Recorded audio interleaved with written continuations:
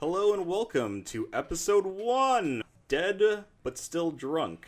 I am your host, Matt, and joined with me always is Frank, your local scumbag. Yep, and no arguments here.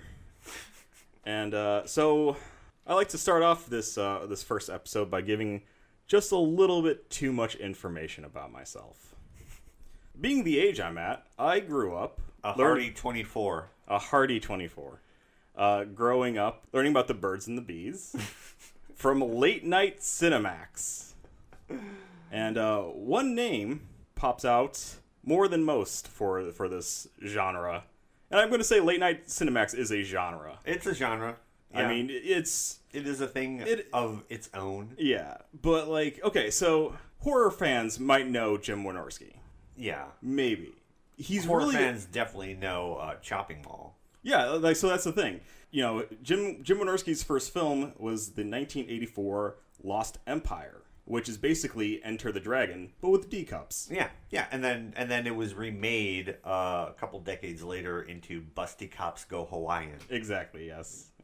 We'll get to that a little later, but I wasn't sure if you had Busty Cops Go Hawaiian on your little cheat sheet there. I actually don't. So for those of you listening, I am holding a sheet of paper that is just scribblings of everything that you're about to learn about Jim Wynorski's career. So yeah, he started in 1984 with The Lost Empire, but then did Chopping Mall in 1986. I think that was his second film. Would you agree with me? Probably the second best head explosion in... Yeah, it's a good head explosion. It's not a good movie. It's a better concept than it is a movie, but it's fun, and that is a good head explosion. But what if it is a good movie? You're blowing my mind. I don't know what you're talking about. No, it's not a good movie. No, but no, you know what argument I would have for that? Mm-hmm. You know what is a good Jim Wynorski movie? The movie where he got his child to dress up in a latex heavy bodysuit and play an alien and go around killing people and occasionally encounter boobies. Not of This Earth? Nope. I can't remember the name of it, but it was like Alienator. No, I have no idea what it's called, but I do remember the fact that it was it was his child in the suit. Well, I mean, if you need to get around all of those pesky child labor laws, yeah, use your own. All right, I'm sorry to interrupt. No, that's fine. So he then becomes sort of the king of the sequels after Chopping Mall, which I find to be somewhat interesting. He does Deathstalker 2, Big Bad Mama 2, 976 Evil 2. Oh, really? Return of Swamp Thing, Ghoulies 4. Not even Ghoulies Go to College, which I think is your favorite tagline. That's my favorite. Ghoulies Go to College. No, he does Ghoulies 4. Just Ghoulies 4. There's no fun tagline. No Ghoulies have recently graduated college and are entering the workplace. No, Ghoulies go for, their masters. Yeah, okay. Now, so he does do one series, which is Munchie and Munchie Strikes Back. I remember those video boxes. I have never seen any of the Munchie movies. No, nor have I. I have seen Munchie Chi, but I have never seen Munchie. Do I want to know? It was a kid's cartoon. Oh, okay. There's nothing purry about it unless you're me and you made it purry. However, in the long tradition of him just doing sequels, in 1990 he does Sorority House Massacre 2 and Hard to Die, which is basically Sorority House Massacre 3, but there wasn't a sorority house, so they realized that even though this is basically the same movie as Sorority House Massacre 2, don't keep me in suspense. Where did it take place if not in the sorority house? Ironically, in a high-rise. Huh. Did they run into the Poltergeist 3 demons? That would have made probably a better film. Yeah.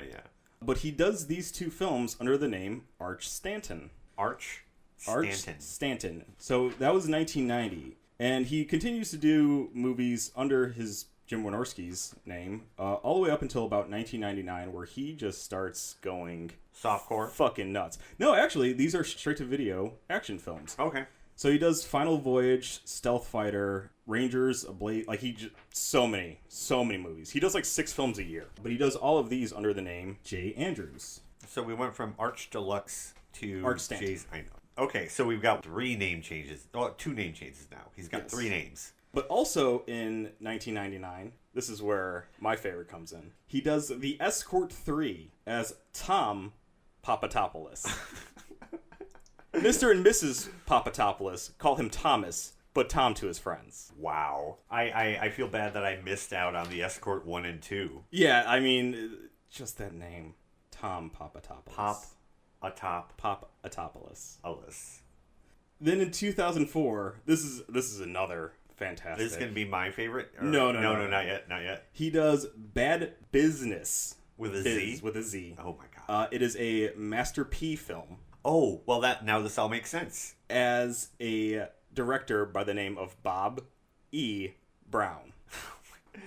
Wait, so how is it a Master P is the star? Yes. Well, that makes sense because Master P loves the Z. Okay, that fell flat. They can't all be winners. They can't. You got to keep swinging. You just gotta keep rolling. But yeah, so also in 2004, he makes Busty Cops under the name H.R. Blueberry. Oh, so actually, Busty Cops was the Busty first... Cops is the first H.R. Blueberry film. Wow, that is. And then in 2005, he does Alabama Jones and the Busty Crusade as Harold Blueberry. So if anyone is in suspense with the H.R. No, because now all I want to know is what the R stands for. Mm-hmm. So the mystery is now. So an interesting thing.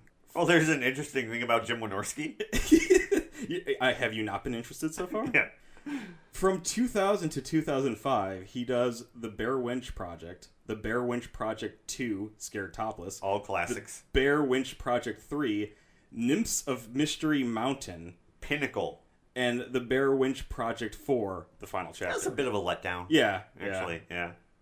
You usually try to go out on the on the high note, but yeah. he swung one too many times. Yeah, the Bear Winch vehicle just kind of went off the rails. Then he did all of these. It was the Jurassic Park 3. Yeah, of the Bear Winch Chronicles. Just the talking raptor of of Bear Winch movies. He did all of these films under his own name. Huh. That's the most interesting thing about so Jim has done over 100 movies. And I think the most interesting thing is to see what he actually put his name on.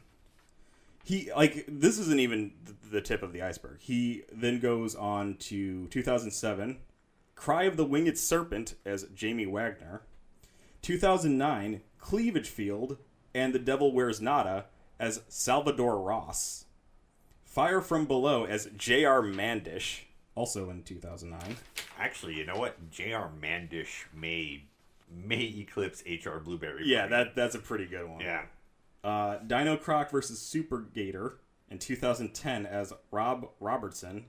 In 2010, he does Busty Coeds versus Lusty Cheerleaders as Sam Pepperman. 2013, Hypnotica as Rip Masters. He has done over 103 films and has had 10 different names. So my question of the week, I want to start each week off with a question, is it is the year 2018. You are in charge of directing the upcoming softcore porn Hereditary, a film about... No. Yeah, is going to be a film about a family that is cursed by having gigantic breasts. Well, I like the plot. I think you could have worked on that name a little more. For the record, Hereditary, I think is better. Go home. Do yourselves a favor. Go home. Look up all of the Sam Pepperman. The H.R. Blueberry movies. See those names. I'm pretty proud of Hereditary. You're proud of that? I'm proud of that. Okay. Because when you see it on the marquee, the tit is going to be fully capitalized. It's going to be bold letters. It's going to... You're not good. At no point are you going to be, surprised at what this is. When you see it scrolling on what's playing at Cinemax at 1 o'clock in the morning, you're like, oh, Hereditary's on. Click. Ah!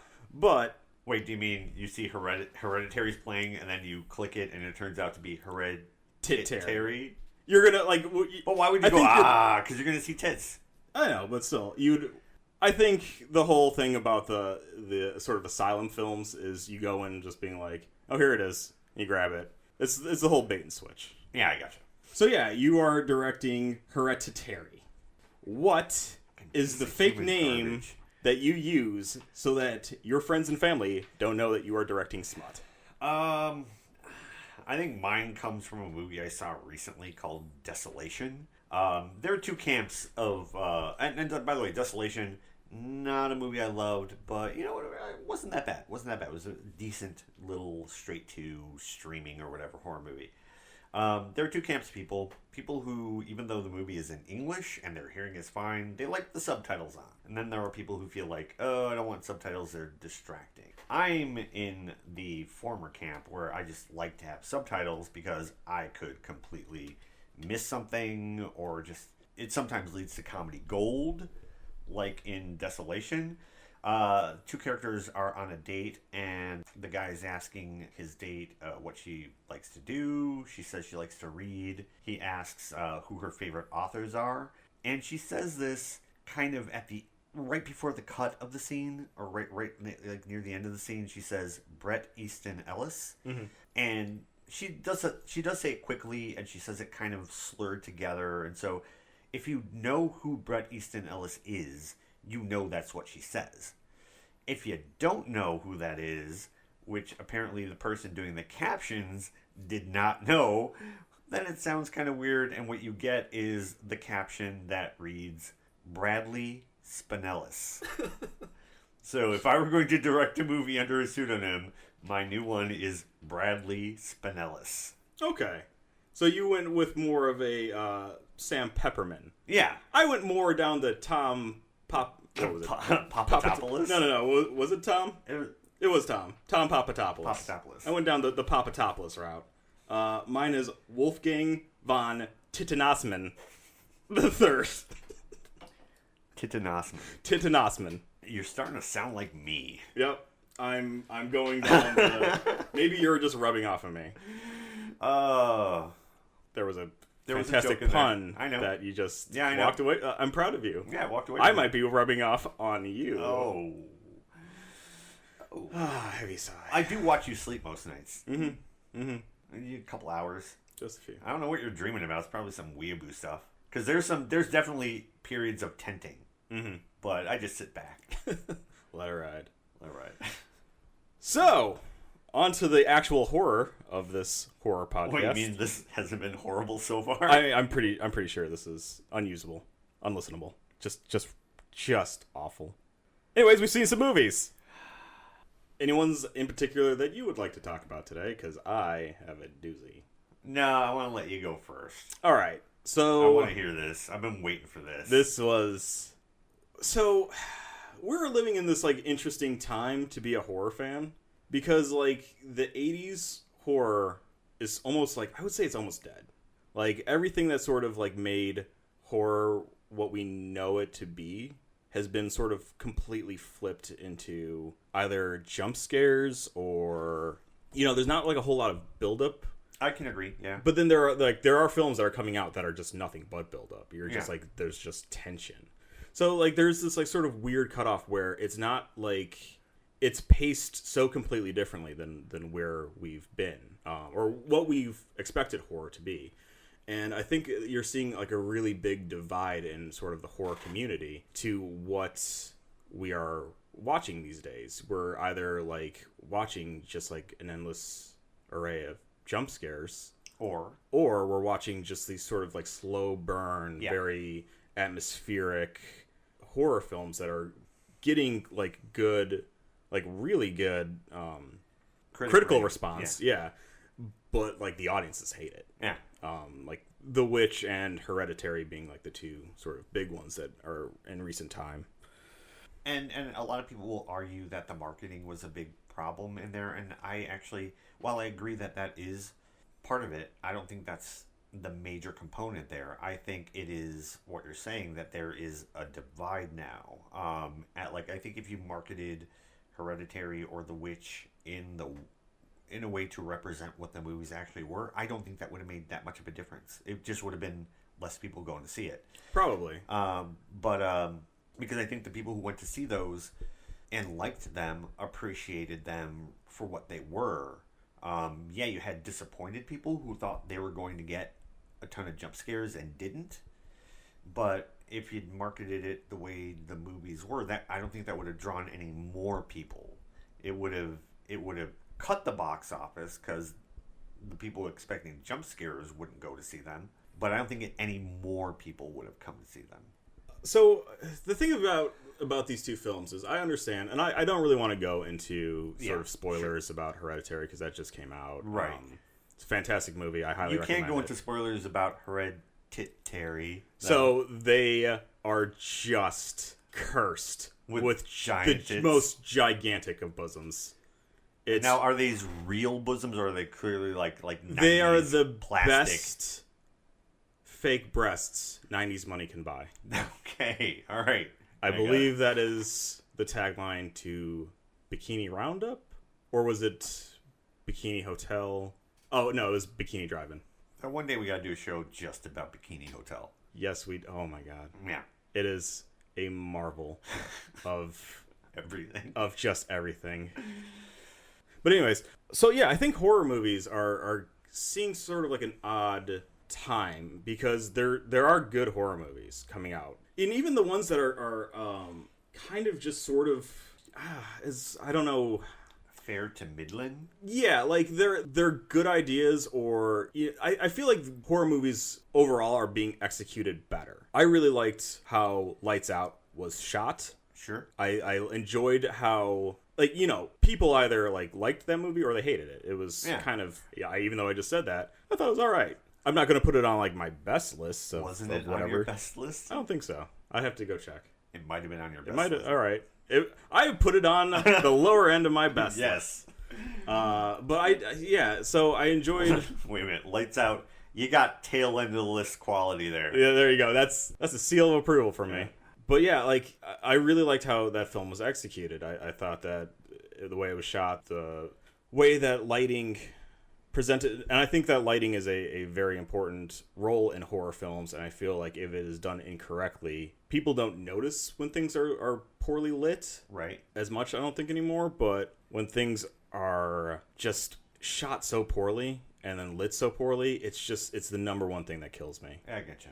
My biggest thing is that I feel like Kevin Smith's Tusk could have actually been a pretty good movie if there wasn't a gargantuan spotlight on that stupid suit. Okay. I feel like if that film was shot mostly in shadows and you just see like this thing just like kind of lumbering around, I think that could have been an excellent horror film. Yeah, no, I hear you. But like the first time you see that thing, it is the brightest light on that suit, and I'm just like, man. Let me ask you a question. When you saw that, did you feel a primal rage? Good job of putting that back on track. Yeah. So yes, I watched Primal Rage. Is this like a straight to DVD film? Because it's gotta be not straight to DVD, straight to streaming. But yeah, like that's the thing is that like I saw this on the sort of like on demand cable box. So the coolest thing about like sort of on demand right now is that you could watch like now in theaters and like the limited release films. Right. Not the major blockbusters, but the limited release. So like a lot more art house films. Also a lot more either good or bad horror movies. So I see that Primal Rage is on this. I'm like, all right, what's this about? I want to see some dinosaurs fighting in hot arcade action. Dinosaurs versus primates you could eat in front of the volcanoes. But that was not what the movie was about, unfortunately. See, now we're going off the rails again, because that game was fucking garbage. Do you know how to do any of the specials in that movie? No, you don't, because instead of doing, like, down to forward, you're doing, like, up, down to back, and you're like, what the fuck? This is unnatural. This is the dumb... Yes, unnatural. Like dinosaurs. Unnatural. I'm glad they died. Yeah. They were really ruining my day. So, yeah, Primal Rage. I see this movie, and I'm like, okay, what's this about? Pop it on. I'm watching basically a film about two people lost in the woods. Fine. And then comes the rednecks. I know rednecks. I've been around rednecks. And even I was just mortified at how these rednecks are portrayed. Are rednecks a new minority that are being falsely portrayed in cinema? Always. Just always. I think it's always been rednecks equal one thing, and that sort of been their role in movies forever. And when I say forever, I mean Deliverance. Deliverance starts it. Yeah. From then, it's just all been downhill. Do you need like a dumb villain, a dumb and evil villain? And redneck will do. Sure. It was horrific. Yeah. But yeah, so I'm just watching this, and like yes, you have like cartoonish, stereotypical rednecks, and you have just something's out in the woods and it's murdering these people, and like so the film is. Is it a Wendigo? It is a Wendigo. It's not a Wendigo. It's not a Wendigo. Well, it was like a Bigfoot. It was a Bigfoot. Yeah. So it's a Bigfoot monster. But their gore in this film is really fun. Yeah. Somebody was having a good time making the gore, and you could always tell in films like these where like somebody is just having fun. Right. The film that I was just watching, or the film that this reminded me of while watching, was Hatchet. Okay, like, sure. Everyone is having fun with this, except the fun kind of stops when there is a Bigfoot rape scene. This is where I'm just like, this just completely derailed. Any kind of fun you were having? Yeah, because it's not like super graphic. It's implied, but it was just so.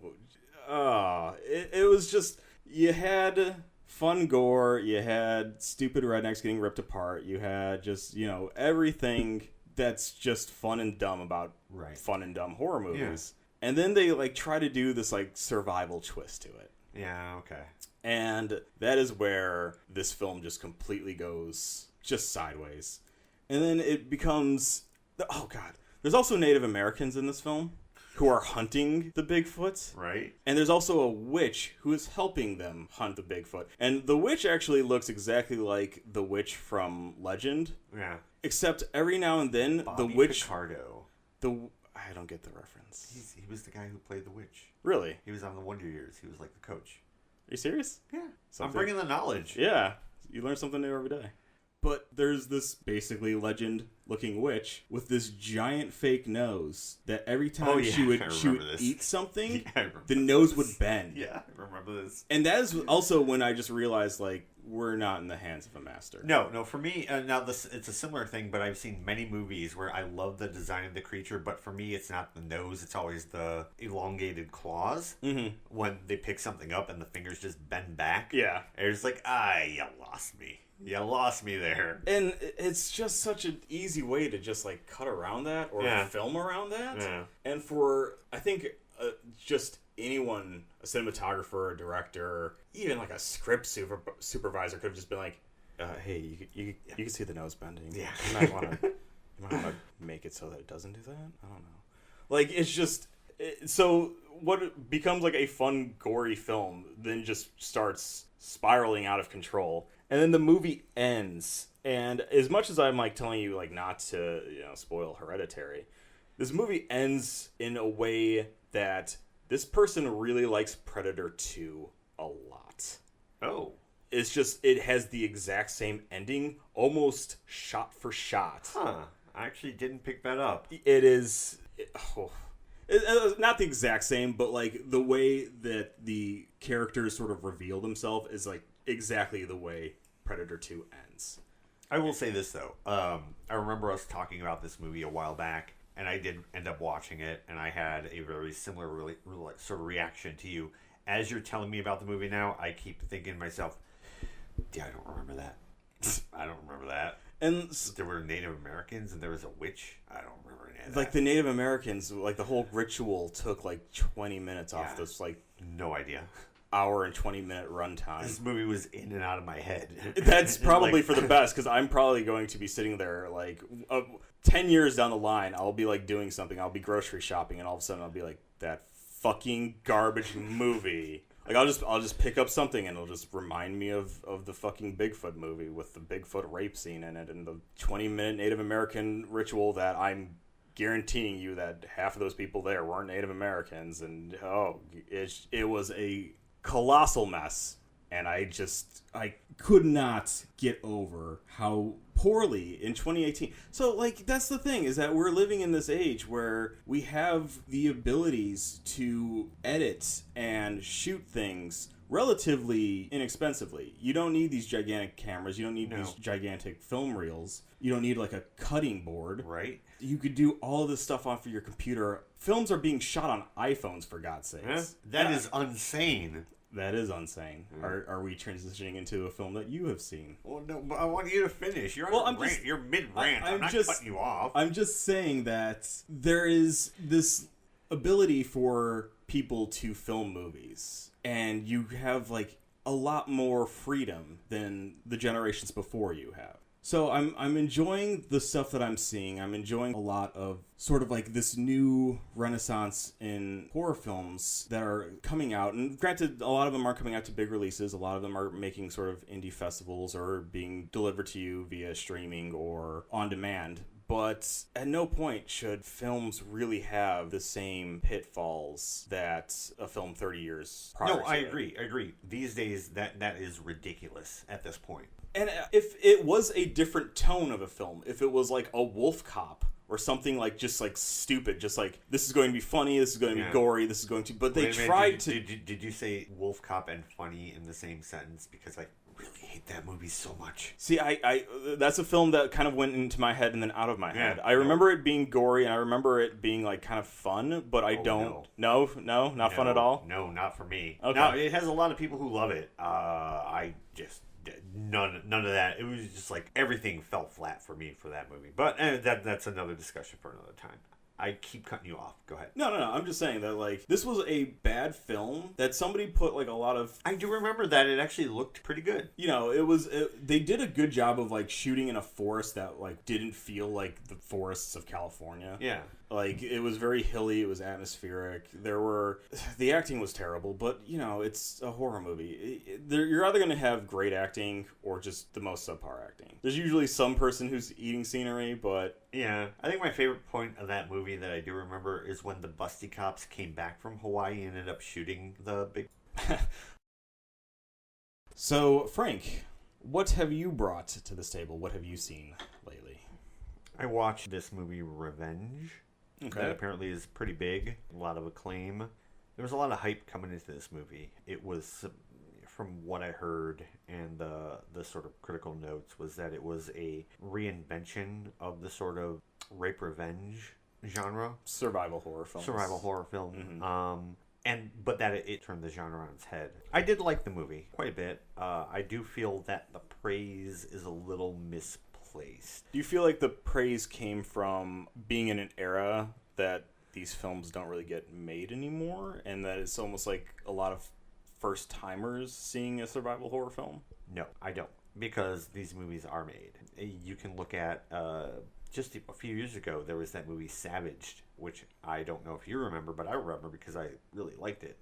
I think the movie does do some original things. It is not a complete subverting or reimagining of this genre of exploitation movie, but it does do some very original things. First off, I didn't prepare, so I don't know what the director's name is, but she brings a female perspective to it in some interesting ways.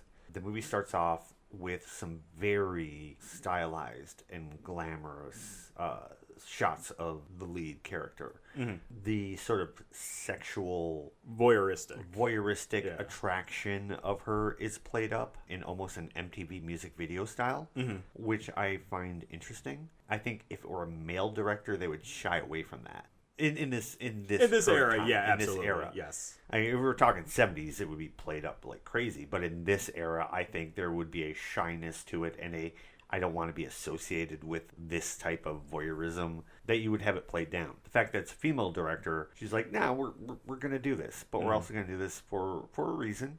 And it becomes really interesting as the movie progresses, and you realize that while there's a heavy sexual component to the movie, the lead actress never takes her clothes off. But the male character, the male villain, does, and spends most of the last act completely naked.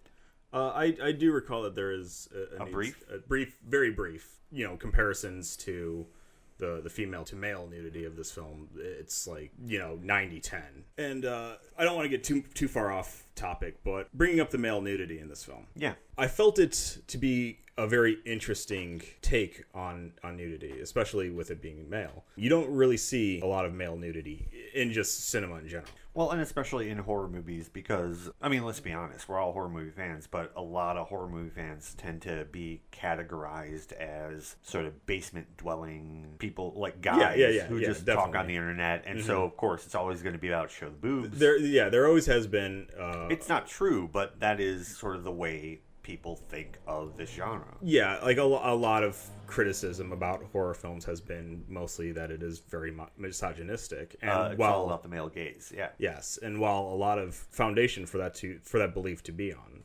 Agreed. You hear just so many stories of just on set and whatnot, and again, this is something that we're getting at, and I think we're going to keep coming back to in these podcasts, is how much things have changed. Yeah. And we're in a new climate, but some of those assumptions are still in place, even though they're outdated. But so the ending of this film, the male antagonist is fully nude. And while watching this, it reminded me a lot of the scene in American Psycho where Patrick Bateman is chasing the prostitute around Paul Allen's apartment with the chainsaw. And something interesting kind of occurred to me while watching these, or like thinking about that scene and then watching this scene, that I never really put together until like watching something similar to it. I felt that the character was more intense and more sort of visceral being nude. A lot of times when you see horror movies where it's a female character who is fully nude, there is this like, oh, there's such vulnerability there. There's you know, they're naked and they're afraid. And seeing this scene as well as, you know, American Psycho, this guy is nude and he is going to fucking murder you. And I felt like there was like a level of intensity that was just sort of ramped up because of him being nude. There's a reason, I think, in the examples you were talking about, though, that do make the difference. And that is usually when you have a nude female in a horror movie, they're caught unawares. They're in the middle of showering or they're changing, and then they start getting chased. And that leads into the vulnerability. I understand why a director would do that, not only for exploitation's sake, but also to show how vulnerable they are. And when it comes to the males, the nudity is usually a choice. It's I am going to get naked to do this. Well, you know, not to take away from that, but the villain of in Revenge is taking a shower. Yeah, but I'm just saying. But there's a comfortability in that. There's a I don't care in that, where that ratchets up that intensity, and it feels like that's their natural state. It's almost like stripping away and I'm sure it's in some cases, not all cases, but I'm sure in some cases it's a metaphor for being able to strip away the niceties and the falsehoods and sort of bury yourself as this villain, because that's who you really are. Where I don't feel like that's ever happened for, well, it probably has. I just can't think of any where that's happened for a female character. The female character is always going to be naked to be vulnerable. Well, so I've brought this up in the past, but since this is a new podcast and new listeners maybe, one of my favorite nude scenes in horror history is the My Bloody Valentine remake, where this actress, you know, she finds out that this guy made a film of their sex act without her consent. She goes out there completely nude to confront him, and she's holding a gun. And this is just like, she doesn't give a fuck, you know. This is like almost empowering, because she's just like, I don't fucking care, you hand me that tape, you know. She's like getting in this guy's face, and then the minor shows up, and then it like, what happens is like, you have this huge momentum shift in like sort of the nudity. You have she went from empowered to completely victimized. And I always just thought that, like, you know, say what you will about the My Bloody Valentine remake, I personally liked it better than the original. Agreed. But just that scene has always sort of stuck out, more so than any other scene in that film, or a lot of remakes that come out. Right. Just because of, like, they did a nude scene. A power dynamic. Yeah, that you just see utilized within minutes. And I don't know if, like, a lot of people notice that, but that's just something that I was just like, oh, wow. So basically you're just here to shit on all my points. Yeah. That's. I mean, that's we knew what we were going into. We knew what we were going into. And again, when I was making my points, I'm talking generalities. Yeah, and like that's find specifics. Yeah, but that wasn't even really a specific. You don't really have a nude female who is like kind of fighting back. It would be interesting to see if a female nude victim escapes or like gets the upper hand. Yeah, because in my mind, and for some odd reason, every time I'm just thinking of like all the different scenes, they're all from the movie Pieces. If a woman is nude in a horror film, she is dead. Yeah. I don't think any time a nude woman has gotten away. All right. Let's throw that out to any listeners. If you can think of, that's a good question. Can you think of a scene where the nude woman ends up either being the hero or just makes it out okay? Yeah. Because I don't know if there is. And I mean, there have been like horror movies where like there is a nude woman and then there's like a jump scare, but it's usually like her younger brother jumps out at her in the shower, or all right, Funhouse Matt, or Sleepaway Camp where like the creepy kid like is staring at her in the shower, stuff like that. There are nude scenes with actresses who they don't die in that. But scene. Yeah, they don't die. Like I'm just saying like. If there is a scene where a woman is in peril and she is nude, does she ever make it out alive? Yeah. Because I cannot, you were saying about how you don't see that empowerment. And granted, she dies in My Bloody Valentine, but I can't think of a single example of a nude woman making it out okay. Huh. All right. Well, let's figure it out. The more pressing concern with the movie Revenge for me is how the hell do you survive falling on that thing? So you like that film more than I did. But I don't love it. I liked it. Yeah, see, I don't even know if I liked it because of basically the damage she sustained in the initial attack. When I saw the trailer for this film, I thought it was going to be supernatural because they show that fall and they show her landing. And I'm just like, oh, she died. Yeah. And then she comes back as like some sort of angry revenant, and then she's going to like murder the shit out of these people. That would be awesome. That's not what happens. That's not what happens. She somehow survives this, and see, I'm not like a medical doctor, but I'm pretty sure. But you play one on TV. I play a goddamn good medical director on TV. Director? Yes. I don't actually get into the surgeries. I just tell the surgeons what to do. Duh. I'm higher than the surgeons. Oh, you're such a piece of shit. Yep. But if you have a hole in you, yeah, and then you go into water, I'm pretty sure you die. I'm pretty sure you just straight up die. Yeah. I'm pretty sure I'm just like, she's gonna die of sepsis now. Now, like that was the entire film for me. It was just you're like a Harry Potter wizard going sepsis now. Yes, sepsis now. Septicus now. Because like if you have not seen this film, she lands. Oh, by the way, spoilers for Revenge. Yes, I mean we've gone into like we're not gonna like end the film, but there is a scene where she gets pushed off of a ledge. She falls. It's in the trailer. Yeah, it is in the trailer. She falls about like 200 feet and lands on a tree that impales her. And then she there is like a scene where she is like repairing herself that is insane, fucking ludicrous, not at all feasible. It's a way that you do things when you're injured. But it's okay because didn't she have like morphine or something? She had like peyote. Peyote cures all ills. Or she had like super fucked up mushrooms because they brought up the fact that like some guy lost all of his blood, but he was still going. He didn't feel any of the pain. He didn't feel anything or something like that. And that's not how any of that works. But, no, bodies don't work that way. Here's what happens when your body is impaled and your organs are pierced and you lose like 90% of your blood. You die. You just straight up die. You die. But then how are we making fun of that, but we still have pieces? Well, that's the thing, though. Like, I bring up, do we just believe what it is that is told? Like, are these in different dimensions where, like, you could survive this stuff? Do we believe that the scientist knows how to reanimate bodies? Do we need the science? Do we need the realism? For a film like Revenge, I felt like we needed that realism. Like, and I get it. She was, penetrated. Yeah. And the film is her repairing herself from that. Yes. It is a survival horror film. And I get that. But at the same time, I was just like, there is a lot of violence. There's a lot of gore. It's a very gory movie, and I loved it. Great. Yeah. Like, very realistic. I think a lot of it has to do with the tone. I do think movies from the 80s and 70s get a nostalgia pass. Mm-hmm. You know you're going to watch something dumb, and you know that the rules aren't going to make sense. And I think a movie coming out today, there's a higher expectation, and you can't you can't pave it over as easily without people sitting up and going, wait a minute, that doesn't make sense. Whereas you look at something like Pieces and you're like, but this is just a piece of shit movie from 1983. So, bastards! So like, who cares? And I think modern movies have to struggle a little bit harder because they don't get that benefit of the doubt. I don't know if it's right or wrong, but I also do think if you keep that in mind when you're making a movie, you can then take the movie to some more interesting places. Or, which Revenge didn't do, you could just embrace how batshit crazy it is and go completely off the rails from like reel one and just tell people this is going to be batshit crazy.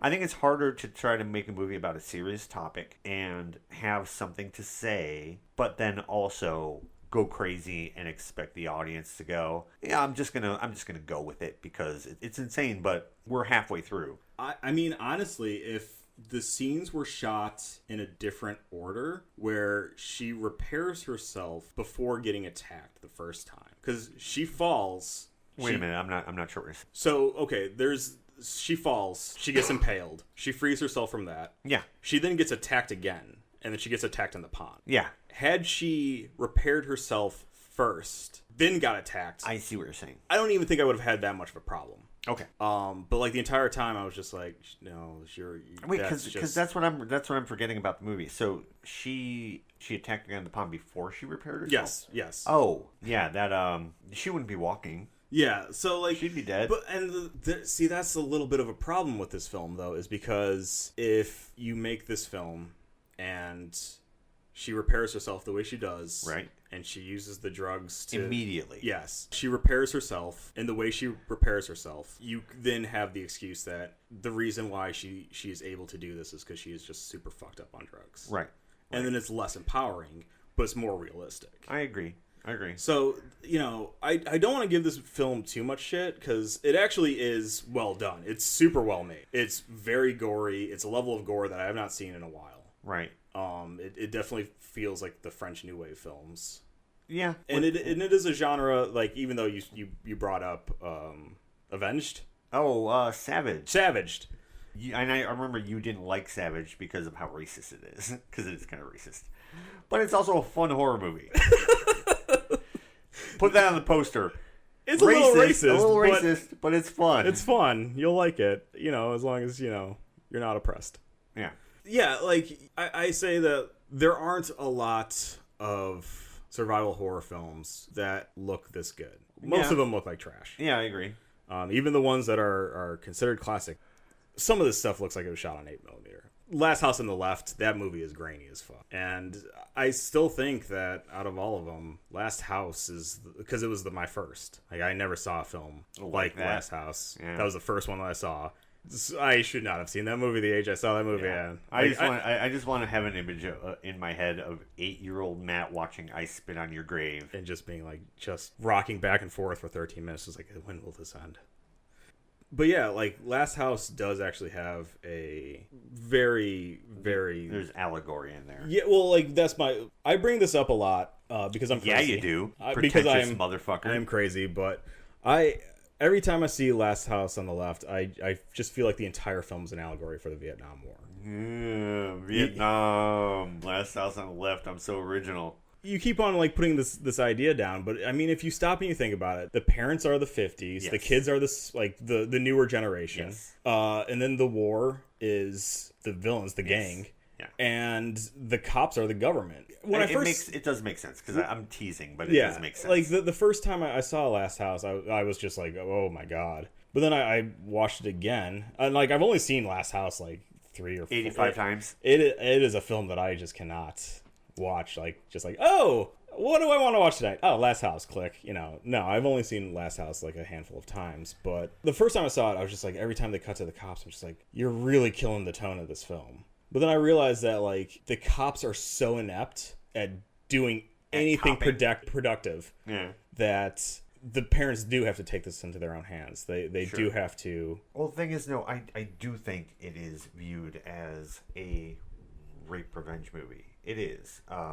For some reason, I think it's been elevated to a point of having that Vietnam War commentary. Well, do a lot of people share that commentary, though? Yes. Yeah. Oh, they do? Oh, yeah.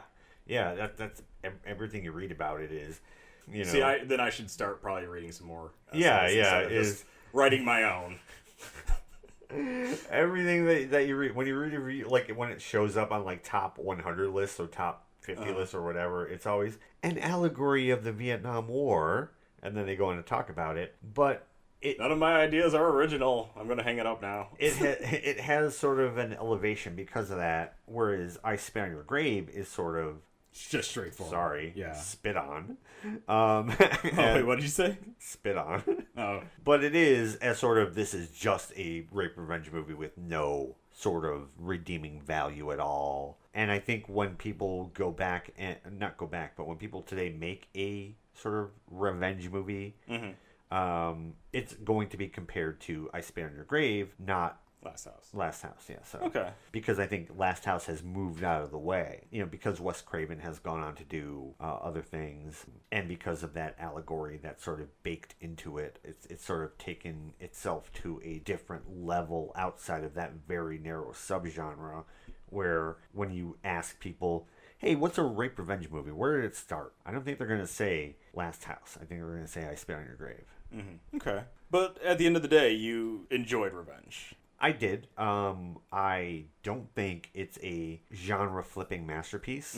I don't think it does anything particularly original, but it was fun. It was a well-made movie. The gore was great. Yeah, I will agree with you that it is well made. It is very slick. It is very well shot. Like I said earlier about lighting, I think that just everything about it was there, but that I just like it was just the damage she sustained. Yeah, that's it. Her repairing herself was a very interesting scene, and it definitely led to some very sort of flashy visuals, yeah, but let me ask you this. Would you have loved the movie, because part of me thinks you would, if the movie ended exactly the way it did and then she just dropped dead? No, because the thing of it is, like, I've actually talked to a few horror fans who absolutely hate abysmal endings. Like, The Mist is always the one that people sort of either love or hate. You mean the best movie to ever exist? Says who? Me. You really? Not the best, but I really love Mist. I love The Mist too. But it really sort of divides people on where they stand as far as like how a film should end. Sure. A lot of people do not like just ending a film on such a dark note. I understand that. Those people are wrong. Well, I just You know why? You know why? Because the abyss is eternal and the dirt grave waits for all of us. Oh my, get the fuck out of here.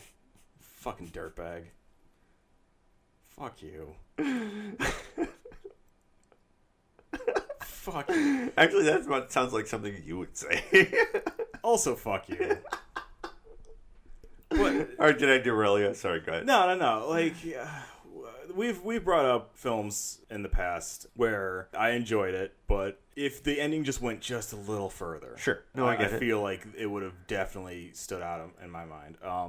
The one in most recent memory is You Better Watch Out, that Christmas horror film. Oh, yeah. Oh, yeah, we argued about this. We did. So I don't want to spoil anything, because that's the entire ending of that film. It ends darkly, but I felt like if it ended with the person getting away with it, I would have been like, this is a classic. Yeah. Everyone needs to see this film. And I feel like everyone should see that film. Everybody should see it. That is, and maybe it's a good idea to not say exactly what the ending was. But this is I think in episode 1 where we haven't really argued in this episode. No, I think really. This is the first argument we both came to the conclusion that Primal Rage is a terrible film. Yeah. And that, even though I didn't like Revenge nearly as much as you did, it was still on a different page. But here's where we differ, and this is going to be something going forward, is because if you do watch Better Watch Out and you see that ending, just know Frank loves that ending. I love what happened in that ending. And I think that the person should have gotten away with it. I think that it should have ended darker, and if it did, and it left everyone just feeling kind of miserable, because that entire film is this type of person, this type of character does things like this, and then they get away with it. That's the real world. That's real life. And I feel like if that movie ended like that, it would have been like, oh, awesome. I would have thrown a chair through a window. You are the one who just went on a rant about World's End. How could this scumbag character get away with it? How can he just cause the apocalypse and be fine? And that, you were just going on and on. I'm just like, that's real life. People like that usually don't get better. They usually continue to just keep digging themselves into deeper graves, and they either come out on the other end completely unscathed, or they don't. All right, this is a whole other conversation, and now we're getting into some whole other conversation thing, which I don't know if we're going to do now or we might do in a future podcast, but I think when you're making a movie, you have to juggle a couple of different things. You have to juggle reality and dosing out the reality of a situation to people versus entertaining people and having it be an experience. Yeah. And if your experience is always going to be the terrible person always succeeds because that's exactly what happens, well, then all your movies are going to be the same. But we don't see that hardly at all. We never see the terrible person succeed. Every now and then in a horror film. Yeah, you know why we don't? Because we see that enough in real life. And that is true. But how about a movie where you watch somebody who should succeed because you don't see that at work? That is true. But I feel like if you have a movie like You Better Watch Out, and you have this character, I love the fact that you keep saying "you better watch out" when it's just better watch out. I know. I'm gonna continue to do that through the rest of my life. Piece of shit. But this is a character that is like this toxic entity that you see all the time, and a lot of the times they get away with it. Yeah, I'm thinking we see that more in movies than you're thinking. And the thing is, I hate to say that because then you're going to ask me what, and I can't pull anything up at the moment. But I think we do see that more. I don't think nearly as much. Okay.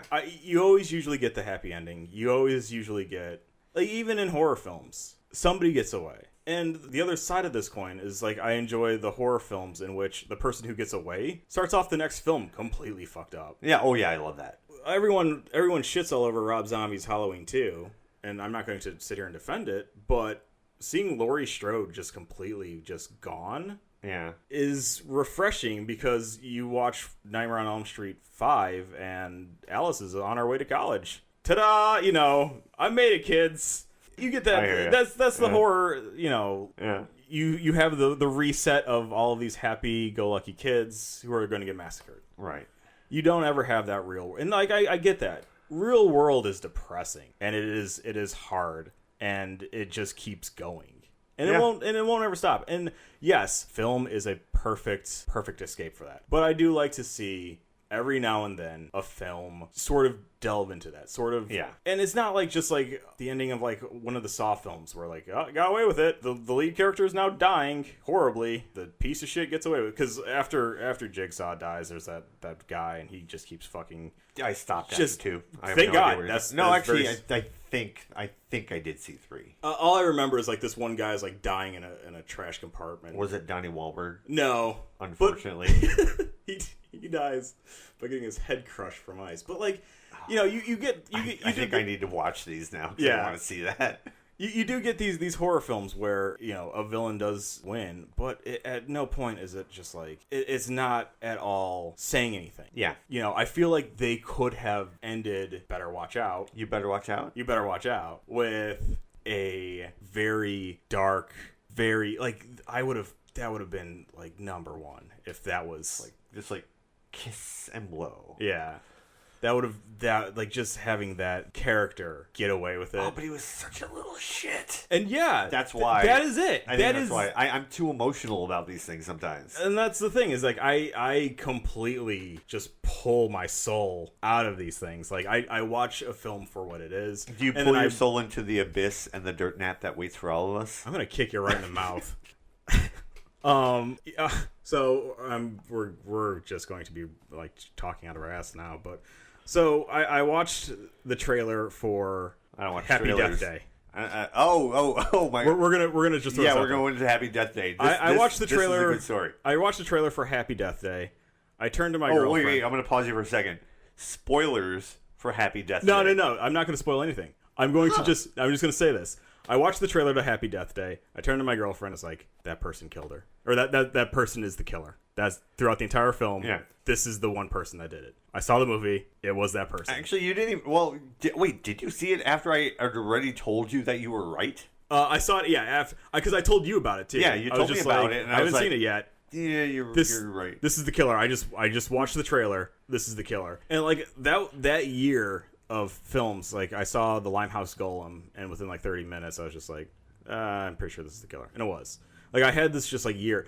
For the record, I don't ever go into a movie like trying to I go into a movie specifically just to watch it, to sort of critique what I'm seeing, how it's done, how story, characters, all this. I'm never like trying to either tear apart a film right when I go to see it or praise it just because of X, Y, or Z. Yeah. I just like pulling myself out of it, watching it for what it is, and if there is something that clicks with me, or if there is something that I notice that like maybe not a whole lot of other people notice, I like to comment on it. That's just how my movie experience goes. And yes, that's what sort of makes us completely different, because you have a very emotional I do viewpoint. But films. sometimes it your same thing clicks in. Like what was that British? I think it was based on an Agatha Christie thing that you were like, oh, this ending is really crazy. That was the... Damn it. Yeah, but you know what I'm talking about. Yeah. There was this adaptation of keep talking of an Agatha Christie novel that Matt and his girlfriend had watched, and they were really like surprised or just... I will say though that came out the same year as Happy Death Day and Limehouse Golem, and that was the one that I did not put together because I figured it was Agatha Christie. It wouldn't go as dark as it did. Yeah. And it does go dark. But, well, here's the thing. Okay, I watched that movie, and I was like, I thought, like, the darkest thoughts while watching it. And I was like, wait, this is Agatha Christie. I'm going to reel this back so far. Yeah, because I was just like, I had a theory of how dark that movie could get, and whereas me, who usually just gets emotionally invested in movies, I was like, you know what would be cool? You know what would be really cool is if it was this, and it ended up being that. And so, like, I sort of went in, and after like 20 minutes, I was like, oh, please be that, please be that. Oh yeah, it was. You know, but I'm no maestro because I get too emotionally involved in movies to really like notice these things. Crooked House. Crooked House. That was it. Crooked House. I feel like this is a good place to end episode 1 on Crooked House. And Happy Death Day. And the eternal abyss and dirt nap that will take us all. And the kick in the mouth that's coming directly to Frank's face later this night. All right. We are signing off. Episode 1 in the bag. We'll see you next time.